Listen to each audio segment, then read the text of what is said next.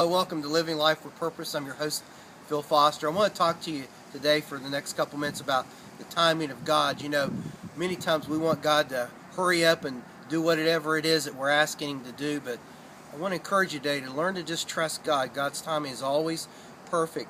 He's never early, He's never late. Like the old song we might have used to sing in church, He's an on-time God.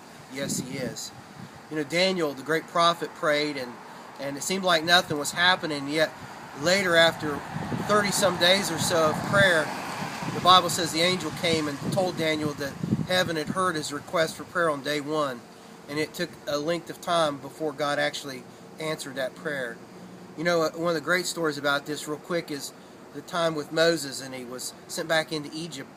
The children of Israel had been enslaved for hundreds of years, and God told Moses to go before the great Pharaoh and tell him to let my people go. And you may remember the story. Pharaoh said, "There ain't no way it's going to happen," and God sent the plagues down, and finally Pharaoh said, "Hey, please leave. We can't handle this anymore."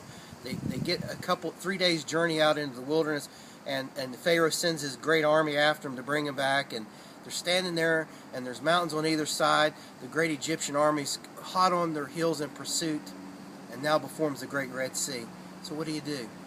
Well, Israel and Moses had to trust God, and at just the right moment, God had held back the Egyptian army from being able to come in and attack Israel.